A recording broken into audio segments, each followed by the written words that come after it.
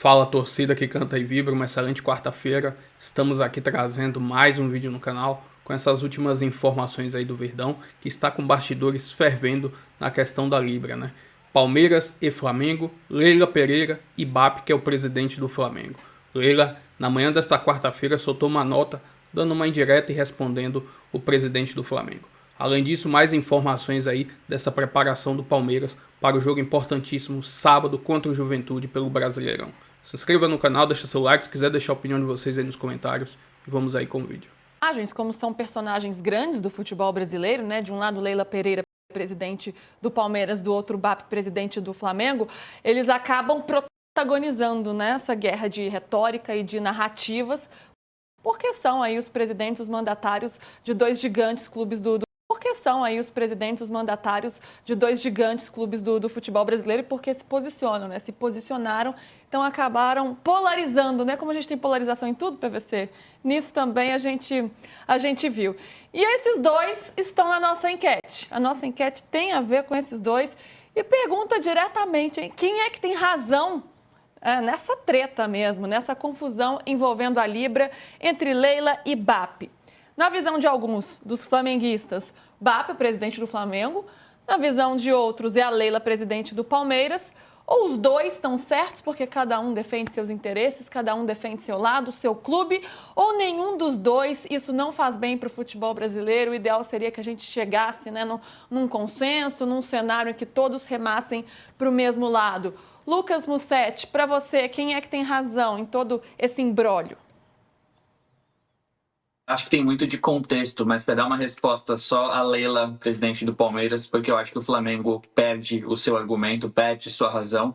Eu acho uma briga legítima, tem muita coisa que eu concordo no discurso do BAP, mas ter sufocado os outros clubes com esse processo bloqueando dinheiro, eu acho que faz com que o Flamengo não tenha razão nessa história. E aí, PVC?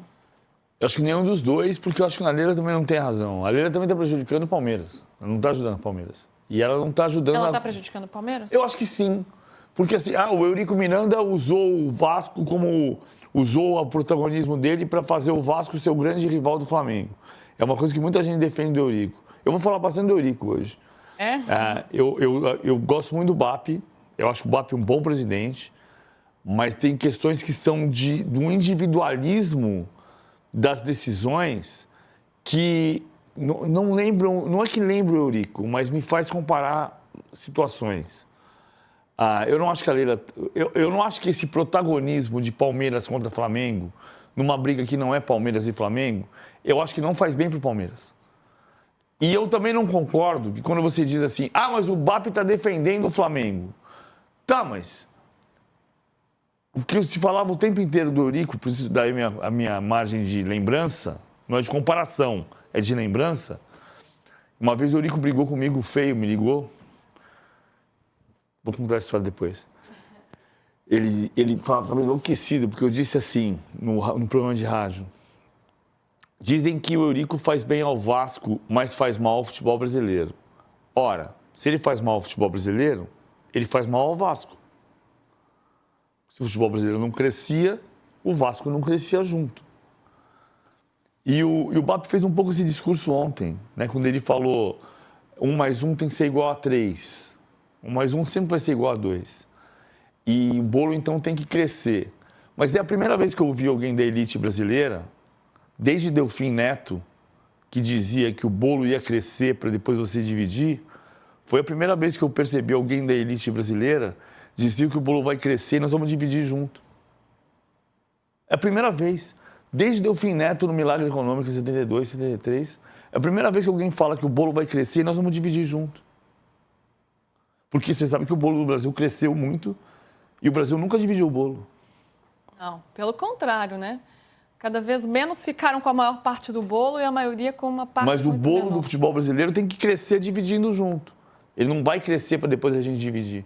Nota dizendo que defende sim os interesses do Palmeiras e ainda cutuca o BAP. Ela diz... O presidente BAP tem razão quando diz que eu tenho uma agenda muito clara. Afinal, todos sabem que defendo os interesses do Palmeiras sem tentar asfixiar os meus adversários. Que eu trabalho arduamente pelo crescimento do futebol brasileiro e honro todos os contratos assinados pelo clube, inclusive das gestões anteriores.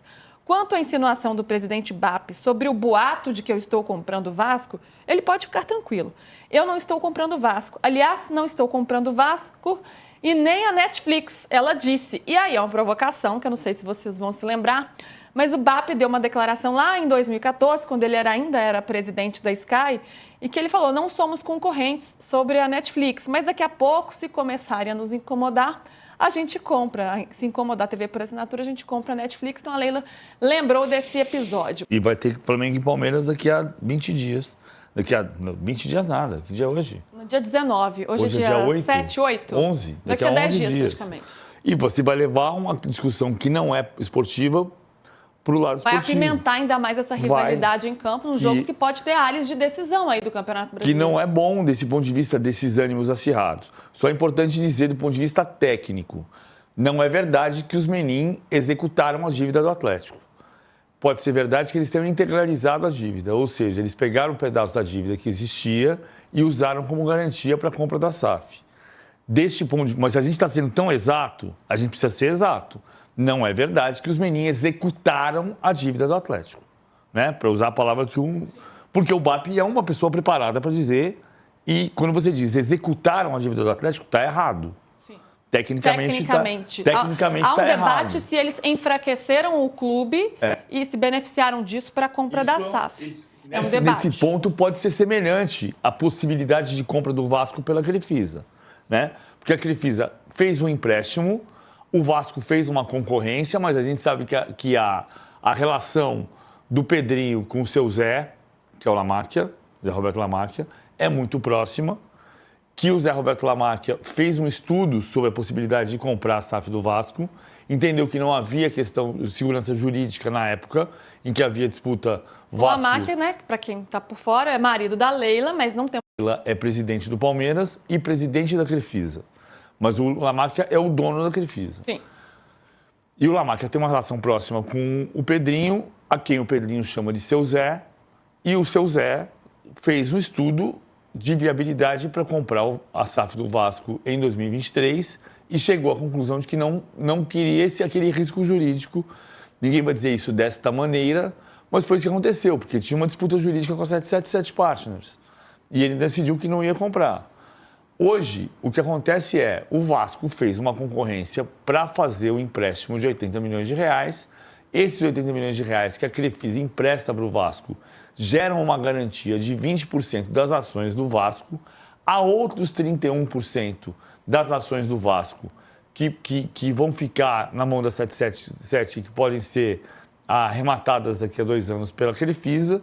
Então, em 2028, é possível, isso não é um boato, isto é uma análise que não está confirmada pelos fatos, mas é uma análise de possibilidades de a Crefisa ter 51% do Vasco em 2028.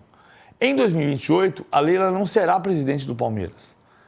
E em 2028, se o Lamáquia não for proprietário de 30% da Galápagos, se ele não for proprietário de nenhum outro clube, ele pode ser proprietário do Vasco e não ter mais Palmeiras. Pode haver esse interesse? Pode, a gente vai saber isso em 2028, quando a Leila não será mais presidente do Palmeiras. Hoje, o que existe é uma disputa sobre a correção ou não dos 30% de audiência serem depositados da maneira como a Rede Globo depositou para 9 clubes da Série A filiados à Libra. O assunto vai ser campo e bola, porque o Palmeiras voltou a treinar hoje, a Gabi Ribeiro tá lá na porta do CT, traz as novidades pra gente nesse retorno da folga, minha amiga, bem-vindo ao Tá1. Tudo bem, Joana? Boa tarde para você, para todo mundo ligado com a gente no Tá1. Pois é, representação dos jogadores do Palmeiras hoje aqui na Academia de Futebol. Folga foi só ontem mesmo, viu? Eles venceram o São Paulo no último domingo, aí na segunda-feira teve o regenerativo, ontem folga para os jogadores e aí hoje voltando aos treinos por aqui. E folga não para os jogadores que estão no departamento médico. Eles estavam sim ontem aqui, incessantemente trabalhando aí para essa recuperação. Bom, Palmeiras, dos times que estão ali em busca da liderança do campeonato, é o único que joga nessa semana, no meio da data FIFA, e no sábado enfrenta o Juventude, já de olho ali na vantagem que pode abrir em cima do Flamengo. Isso porque se o Palmeiras ganhar, abre 3 pontos, iguala o número de jogos e aí tem essa liderança isolada do Campeonato Brasileiro. Claro, foco total aí, pensando nesse objetivo do Palmeiras. Agora, o técnico Abel Ferreira vai ter que fazer mudanças na escalação, isso já é certo. Principalmente a dupla de ataque, que não vai poder jogar. Não vai ter Flaco Roque contra o Juventude. Porque o Vitor Roque está suspenso e o Flaco Lopes está com a seleção argentina. E além dele, outros 4 jogadores também estão com as respectivas seleções. O Gustavo Gomes, Emiliano Martinez, Aníbal Moreno, Facundo Torres. Ou seja, Abel Ferreira vai ter que mexer bastante nesse time que vai jogar contra o Juventude em casa. Agora, tem a expectativa também da recuperação de 2 jogadores. O Kelvin, que está fora desde o jogo da Libertadores contra o River Plate, porque sofreu um trauma no pé. Ontem estava treinando aqui também. Na segunda-feira começou o trabalho em campo com bola, então é bom prognóstico aí de quem sabe ele jogar no próximo sábado. E também o Ramon Sousa, que no clássico contra o São Paulo sofreu um edema na coxa, está se recuperando, a ver qual vai ser a situação do jogador, essa evolução ao longo da semana por aqui. Joana. Obrigada, Gabi. Não vai ser fácil realmente. Né? Ainda mais com a lesão do Lucas Evangelista, né? Emi Martinez, Aníbal Moreno, convocado para a seleção argentina junto com o Flaco. Vai ter que mudar não só o time, mas o esquema de jogo. E aí, quando a gente fala de esquema de jogo, os que a gente mais conhece, ele vai ter que mudar. Que é a dupla, né, Flaco Roque. E quando ele joga com o Sousa e com o Facundo, né? Um ataque com 2 pontas, que ele também não tem os 2 jogadores. Então, interessante. Será que o Bruno Rodrigues vai ser titular? Tô nessa expectativa aí. Gabi, obrigada pelas informações. O Kelvin voltou a fazer os trabalhos em campo, né? Cara, escalar o time para sábado não vai ser fácil. Não vai ser fácil, né? Tem o Sousa que tá com edema. Tá? O edema do Memphis demora quanto tempo, Vessa? Demorou 23 dias. 23 dias para resolver. Normalmente edema se resolve em 10, 12. 10 a 15, 10 e 15 é o que se fala. Depende do atleta, né? Então, como ele se machucou domingo na hora do gol, Quem no teve terceiro Fux gol... também, lembra? No primeiro jogo contra o Corinthians, não conseguiu jogar o segundo, depois acho que demorou uns 10, Demorou 12 uns 10, também. 12 dias para voltar. Se eu não me engano. Então, Sousa só contra o Red Bull e olhe lá, que aí você completaria os 10 dias mínimos, né? 10 a 12 mínimos para ele estar em campo ou estar no banco, pelo menos para jogar alguns minutos. Então o Kelvin é uma ótima notícia. O Palmeiras tem Murilo, Fux, Mikael e o Benedetti para a zaga. Para a lateral esquerda e para a direita ele está arrumado, né? O Kelvin e o Giai. Para a esquerda tem o Piquerez, que não foi convocado, e o Jefté. Aí agora é que começa o problema, né? Não tem 5 para colocar em campo. O Martinez foi convocado, o Aníbal também, para o primeiro jogo contra o Juventude. O que a gente está sabendo já? 4 jogadores da base que estavam no Mundial, eles foram... Já tem um treinando lá, que é o Larson, né? Jogador que o Palmeiras contratou do Goiás, do Sub-20, já estava treinando lá. Vai ter de volta o Coutinho, o Luigi e o Eric Belé. Então, com esses 4, vai ter que compor o time e o banco para jogar contra o Juventude. Já mais de 20 mil ingressos vendidos. Teremos aí lotação total no Allianz Parque para sábado. Existe um movimento da torcida do Palmeiras de deixar as diferenças de lado. Pardabel, amendoim, passapano, fora Abel, de lado, para que se olhe para jogadores e comissão técnica nessa reta final Deixa de temporada. Deixa eu te perguntar uma coisa. Quando você fala isso, porque a efervescência política do Palmeiras sempre é muito forte também. Arquibancada, Leila. Essa discussão que envolveu a arbitragem do jogo contra o São Paulo, Flamengo, de alguma forma fez todo mundo internamente olhar para si e falar, olha, peraí. Internamente nem tanto, externamente fechou, esquece. Agora não há mais divergências entre os palmeirenses. A Mancha hoje publicou um texto, bem bonito até, achei legal. Outras mídias estão divulgando o texto e existe agora um movimento de união em torno do Palmeiras, de 12 jogos, 13 jogos de Campeonato Brasileiro e 2 para chegar a uma final de Libertadores. Então, as diferenças de torcida no Allianz Parque, aquelas coisas que a gente andou vendo, ponto final, acabaram. O Palmeiras voltou a olhar para si mesmo, a sua torcida inclusive. vocês vão ver o ambiente do Allianz Parque sábado no jogo contra o Juventude, Red Bull, e na sequência é isso que vai acontecer. O Mancini fala muito disso, são exemplos históricos, né? E sim, evidentemente, né? Acho que a nota do Palmeiras pós-jogo do São Paulo, mirando o que tinha acontecido e sobretudo ali para frente em relação ao Flamengo, o movimento do BAP, etc e tal, as acusações de benefício ao Palmeiras, tal, aí provocam essa coesão, né? Nesse momento, de fato, e acho que é aquilo, o Vessone vem falando. Palmeiras tem 2 meses para disputar os 2 principais títulos da temporada. E acho que o Abel adora, né? O Abel fala que ele nunca vai esquecer o que ele ouviu, mas ele adora essa coisa da... Todos somos embate. Todos somos um, nós contra todos. E o Palmeiras tem isso na sua história, né? O Filipão também usava muito isso, essas máximas e tal. E acho que é o que o manifesto da torcida... O manifesto da torcida conversa com o manifesto da oficial pós-jogo com São Paulo. Arnaldo. E vou trazer aqui agora mais algumas informações aí do Verdão. Abre aspas para uma matéria do GE. Palmeiras folga antes de retomar preparação para o jogo atrasado. E atletas no DM seguem em recuperação. Evangelista, Paulinho, Kelvin e Ramon Sousa seguem tratamento na academia de futebol, enquanto os demais jogadores folgaram nesta terça-feira e já retornaram às atividades nesta quarta, já nessa preparação para o jogo contra a equipe do Juventude. Depois do regenerativo pós-choque rei, o Palmeiras teve folga na terça-feira antes de retomar a preparação para o confronto contra a equipe do Juventude, que acontece às 19 horas do sábado pela 12ª rodada atrasada do Brasileirão. Na terça, trabalharam na academia de futebol somente os atletas lesionados como Evangelista, Paulinho, Kelvin e Sousa. Os 2 últimos falados, que foi Kelvin e Sousa, eles aguardam o avanço da recuperação para ver se tem chance de atuar neste final de semana. Ramon Sousa está tratando um edema na coxa direita, sofrida no clássico contra o São Paulo, e iniciou a recuperação na segunda-feira no Centro de Excelência.